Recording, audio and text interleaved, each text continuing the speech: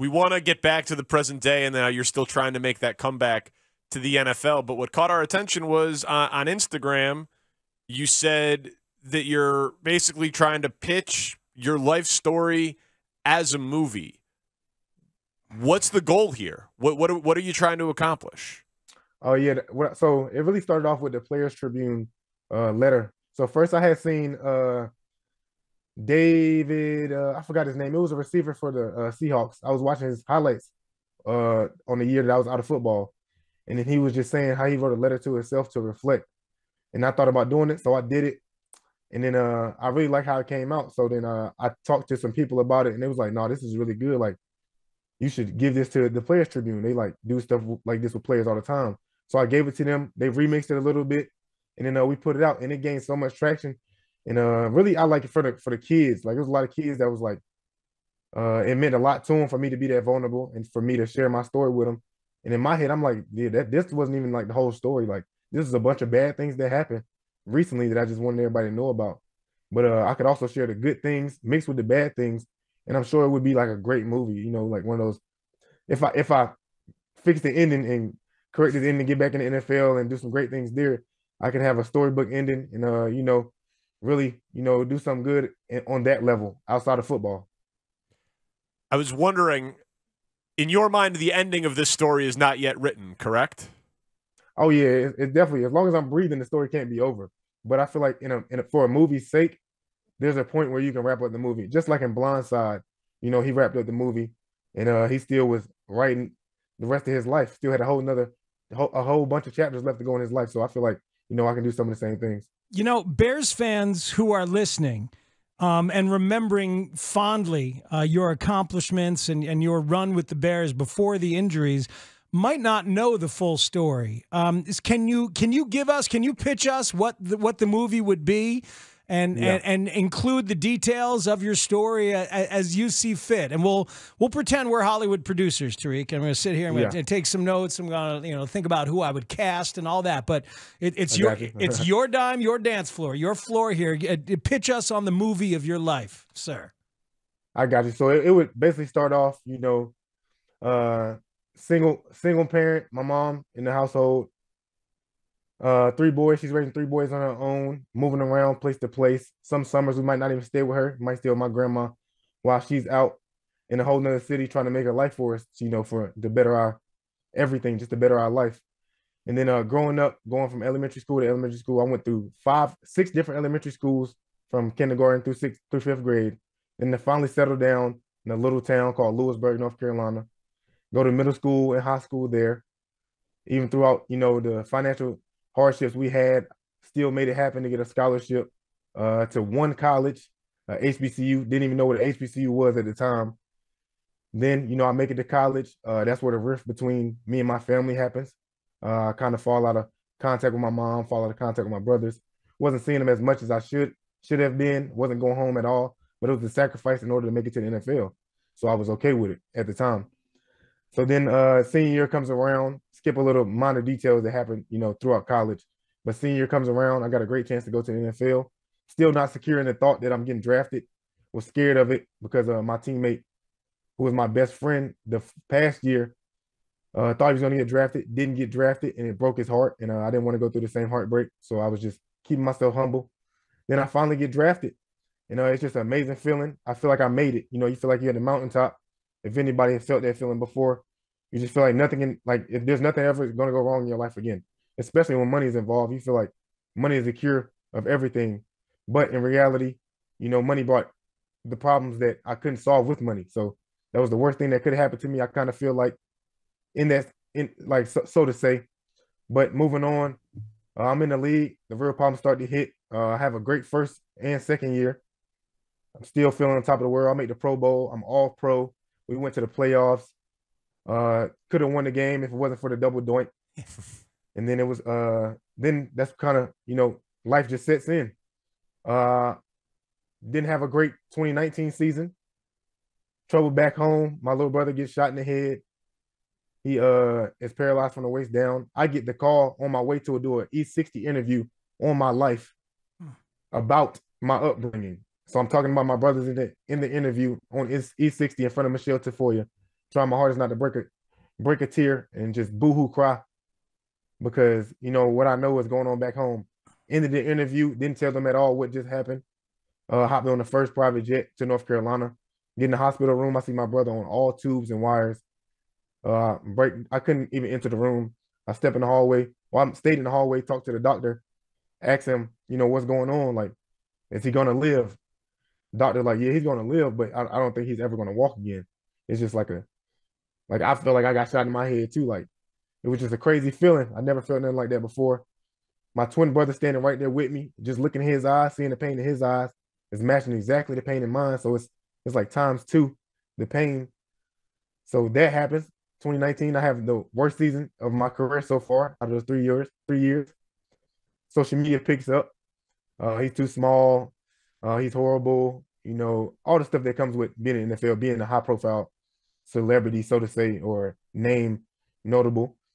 Then the next year, 2020, first 3 games going decent, have sort of a bounce back compared to the first 3 games last year to this year, 2020. Get to the next, the third game, I get a contract extension. Once again, financial problems getting solved, but life problems adding up again. The next game, I tear my ACL. First injury I've ever had, major injury, had me out for, more than 1 game. My first 5 years in the league, I didn't miss a single game at all. And people was trying to say I wasn't durable because I tore my ACL. Yeah. So I started really getting into, looking at social media with all the free time I had while I was rehabbing my injury. And it just really got in my mind, affected me, emotionally, just reading all the things people say about you. But I was still, looking at things on the brighter side. Next thing that happens is my twin brother dies while I'm still injured. So I just feel like the world's collapsing on me. Even though I have money, the money can't do anything. Like, it can't solve any of the problems. I want my little brother to walk, and I want my twin brother to be alive. And money can't do anything to help me with either one of those things. So then I try to get back into football. I feel like, that's what my twin brother would have wanted. And I talked to my little brother, and he really wanted me to get back in it.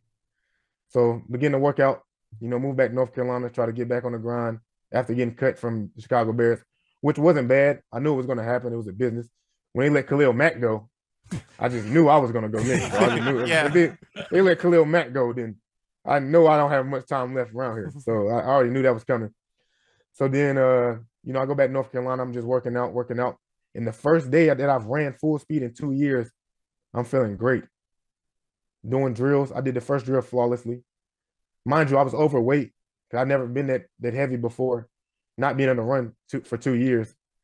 So then I'm overweight, but I'm feeling good that day. I'm running. Everything's feeling good. So I set my phone up, thinking that I'm finally getting over the hill. Set my phone up, let the world see, because I'm thinking about all the naysayers. I just want to show them, like, yeah, I'm still at it. Like, I still got it. Set my phone up. First rep on Instagram Live, not even on 2 minutes. I do a drill, backpedaling, sprint forward, and I pop my Achilles. I thought it was somebody behind me. I thought I stepped on somebody's foot. That's what it felt like. It was no pain. It was just a numb, tingly feeling. And I look back, and there's no one there. As soon as I seen there was no one behind me, I already knew what it was. I knew what injury I had. The first thing in my head is thinking about the rehab time. I'm like, okay, KD went through this, Klay Thompson went through this, Kobe went through this. And their rehab was like 6 months. First thing in my head, 6 months. I'm like, I'm out another 6 months. And I'm already weighing my options. I'm like, well, I just been out 2 years. 6 months, really not gonna do too much to me. Like, I just took it to the chin. Like, I'm like, my brother died, and one of my brothers in a wheelchair. I'm just taking things to the chin at this point, comparatively to like when my brother died. Like, it's the worst thing that could ever happen in my life, I felt like. So I feel like I just compare everything that happened to me against that. And I was just taking everything that came with it. So just rehabbing that. That was the most easiest rehab, though. It was just calf raises every day. It was so simple. You just do calf raises. The mental part is kind of harder because you really think you're going to tear it again anytime you plant. But physically, it was easy. So then, while I'm rehabbing my Achilles, I spend a lot of time with my little brother, calling him, showing him that I'm rehabbing, showing him that my knee is good now, and it's just I'm working on Achilles. Then one late night, I just get a phone call that he was in a car accident. My mom called me, and he was in a car accident. They was on the scene, and then she couldn't talk, so she handed the phone to her husband, her fiance right now. And I asked him, I'm like, just look, just shoot me straight, bro. Like, just shoot me straight. In my mind, I'm like, I done been through a lot already. Just shoot me straight. What it look like? He was like, I don't know. I don't think he gonna make it. Like it looked bad. I don't think he here no more. And I just lost it. Like it was just being like, it's like deflated, like a tire going flat, a balloon getting popped. Like I just lost it. Like I didn't want to play football no more. I didn't want to, like I didn't, the only reason I wanted to still be alive was because of my son. That's the only reason I still wanted to be alive. Other than that, I was like, dang, like the people that I did this for, the people that I grew up with, the people that I can call, you know, when it's this stuff you're shy to talk about with anybody else, the people that you have no ego talking to, like they're not here anymore. Like the two people that I want to talk to, they're not here anymore. Like, why am I here? But my son was the only light. Like he was the only light. So then, you know, I just stayed in North Carolina for a long time, and I just thought about retiring. I actually was retired already. In my mind, I was retired. Like it was no way I was coming back to football. And then I was just outside running with my son, just running around, you know, making little cuts and stuff. And I'm like, dang, like he never gonna be able to see me play football. But I'm like, shit, he gonna have highlights, so he'll see the highlights. That'd probably be better anyway. Just watch the highlights, not see low lights.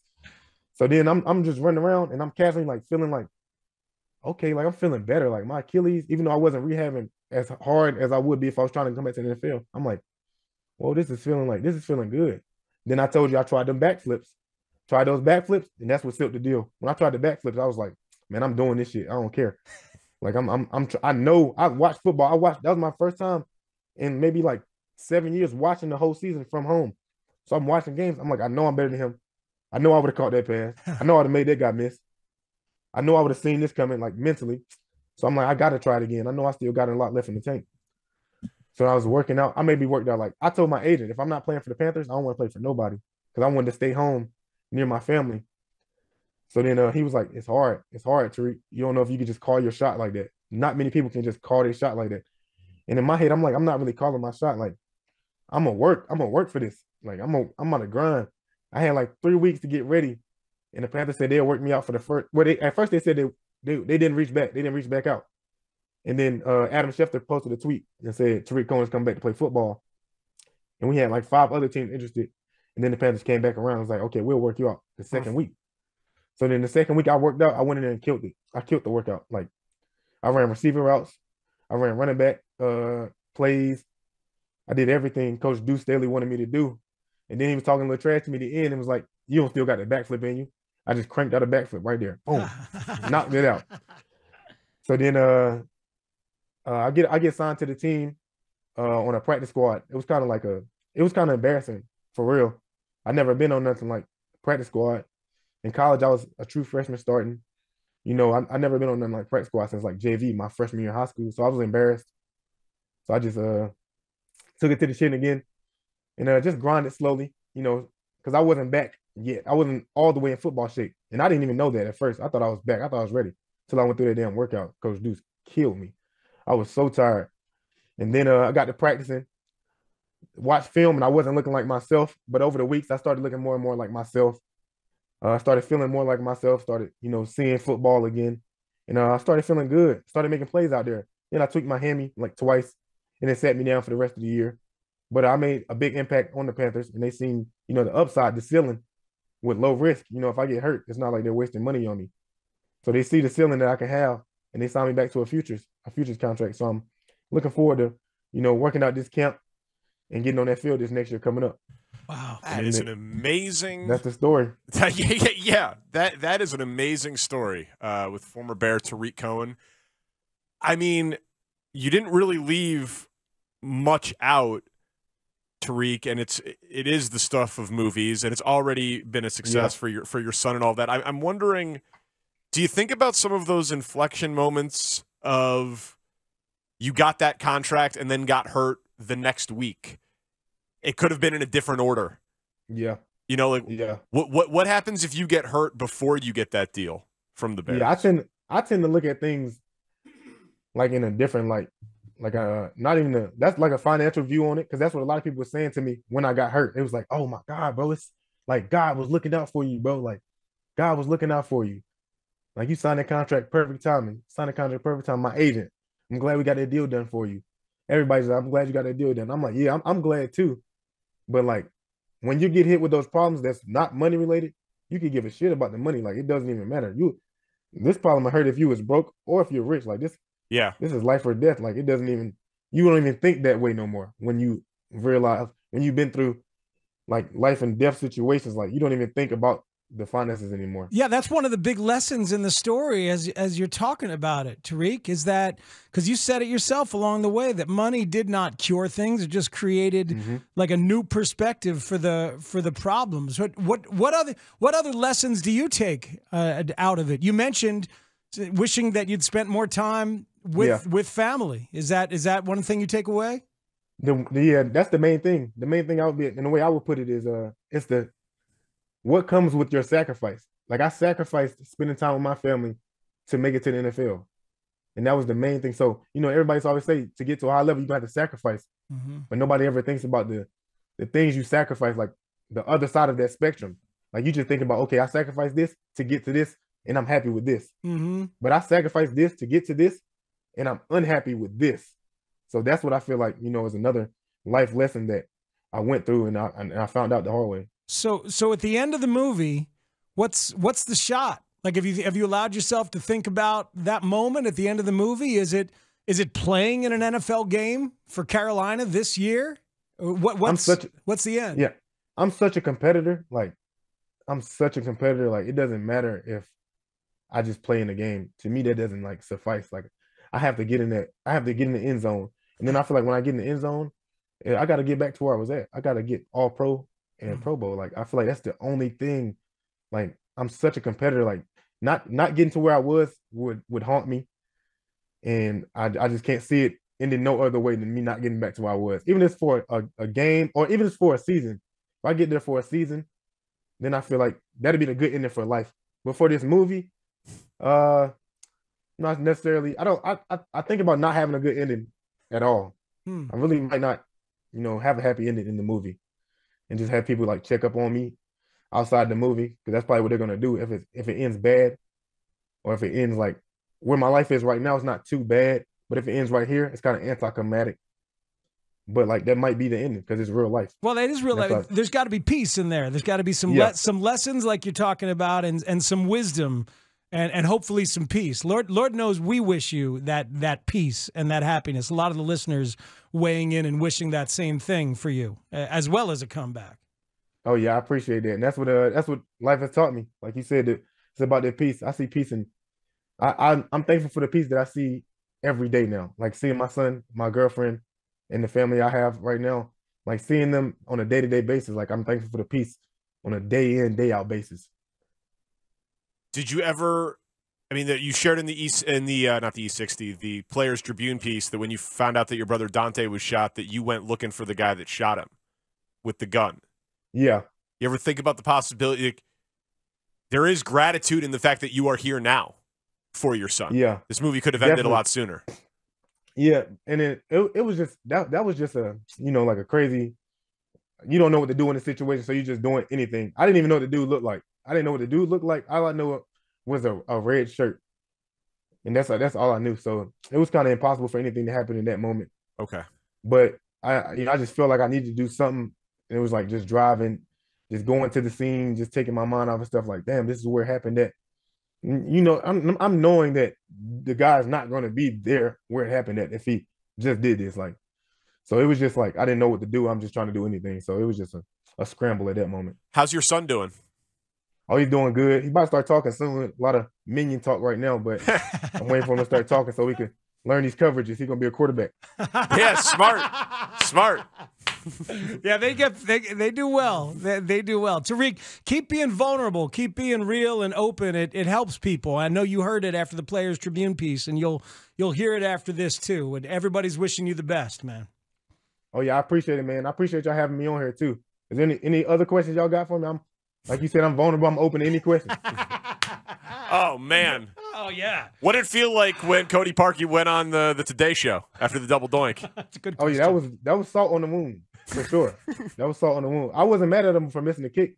I done fumbled the ball before, so I can't – anything between the lines I'm not going to be too mad about. Like, I was mad that we didn't win. Yeah. I was mad that I didn't get the ball but 3 times in the first half, but it wasn't, like, necessarily mad at him until he made it about him. Then I was like, come on now, like if we would have won, we would have won as a team, and if we lost, we lose as a team. So don't try to like. You don't take credit for the loss and then want the sympathy. You feel me? That's how I feel like. No, of course. Did Matt Nagy adjust the offense enough, or did he just try to do what he wanted to do too much as a coach? I love Coach Nagy. I feel like he's a better OC than he is a head coach. The scheme under him, I feel like he was trying to when we were bad. I just feel like he was trying to make everybody happy. You know, everybody wants the ball, so I feel like he was trying to make everybody happy. He's trying to sprinkle it to me. Sprinkling to A-Rob, Anthony Miller, you know, Jordan Howard, David Montgomery. It's hard to do that. It's hard to do that. You know, you got to have a true identity when you're back against the wall. You gotta have one true identity. So I feel like that's what we all messed up at.